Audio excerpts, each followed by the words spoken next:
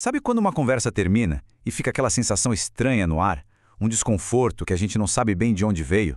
Talvez uma pontinha de culpa, mas sem entender o porquê? Ou aquela impressão de que de alguma forma a gente saiu menor do que entrou? Então, esses sentimentos raramente são por acaso. Eles podem ser, na verdade, sintomas de algo bem mais profundo acontecendo. É exatamente isso. Essa frase captura com perfeição o efeito corrosivo da manipulação. Ela não vem aos gritos, sabe? Ela chega como um sussurro, fazendo a gente questionar a nossa própria sanidade, a nossa memória, a nossa experiência do que é real. Ok, vamos mergulhar um pouco nisso. A psicóloga Harriet Breker define a manipulação assim, e a palavra-chave aqui é contra. Não estamos falando de uma persuasão honesta, de um debate de ideias. Estamos falando de um tipo de engenharia emocional que leva alguém a trair as próprias necessidades e o próprio bem-estar. E aqui é que o negócio fica mais complexo. Para a manipulação funcionar, ela precisa ser invisível. Se fosse óbvia, ninguém cairia nela, certo? Muitas vezes, ela usa o que a gente tem de melhor contra nós mesmos. A nossa empatia, a nossa bondade, o nosso desejo de sermos pessoas justas. As nossas virtudes acabam virando as ferramentas do manipulador. Então, o ponto central dessa nossa análise não é sair por aí apontando o dedo ou criando um clima de desconfiança. É sobre desenvolver o que a gente chama de literacia emocional. É sobre dar nome ao que está acontecendo. Porque a manipulação sobrevive na confusão. E quando a gente traz clareza, a gente recupera o poder.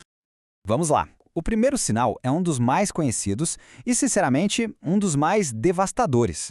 O termo gaslighting vem de uma peça de teatro lá de 1938 chamada Gaslight. Na história, o marido tenta convencer a esposa de que ela está ficando louca, alterando pequenas coisas no ambiente e depois negando que fez isso.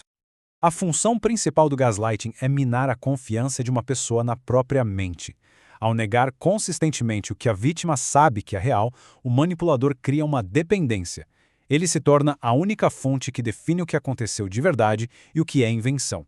E o gaslighting nem sempre é uma negação direta dos fatos, viu? O interessante aqui é ver como essas frases funcionam. Elas não necessariamente negam o evento em si, mas elas invalidam a resposta emocional a ele. O problema, de repente, passa a ser a reação da pessoa e não o comportamento original que causou tudo.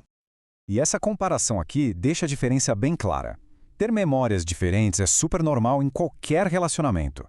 O problema do gaslighting não é a discordância, é o padrão.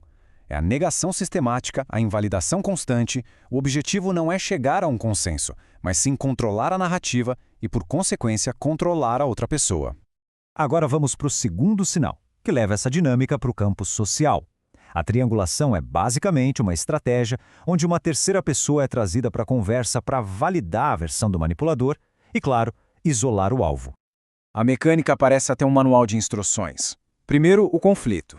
Depois, em vez de resolver direto com a pessoa, o manipulador sai recrutando aliados, sempre contando uma versão distorcida da história. E, por fim, ele usa esse falso consenso para fazer o outro se sentir completamente sozinho e errado na história.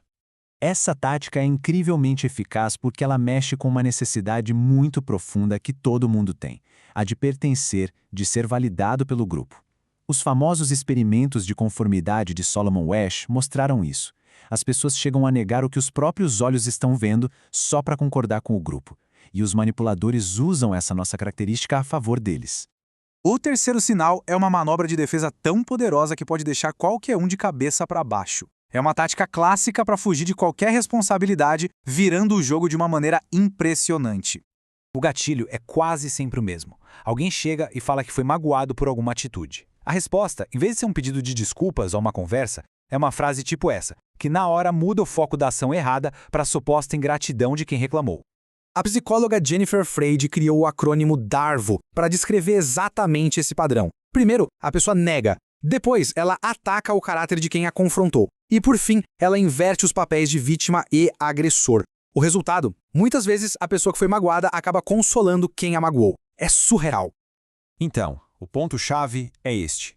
Num conflito saudável, existe espaço para duas verdades, para a responsabilidade dos dois lados. No padrão DARVO, só cabe uma narrativa, e nela não existe a menor chance de responsabilização. O objetivo não é resolver, é silenciar.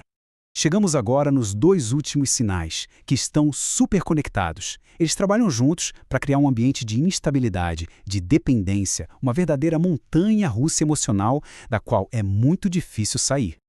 A gente pode chamar isso de chicote emocional, e é uma coisa que desorienta completamente. De um lado, o tal do love bombing, uma enxurrada de atenção e afeto que cria uma ligação química super intensa, fazendo a pessoa se sentir o centro do universo. Do outro, sem nenhum aviso, um gelo, uma retirada fria que gera uma ansiedade, uma crise de abstinência.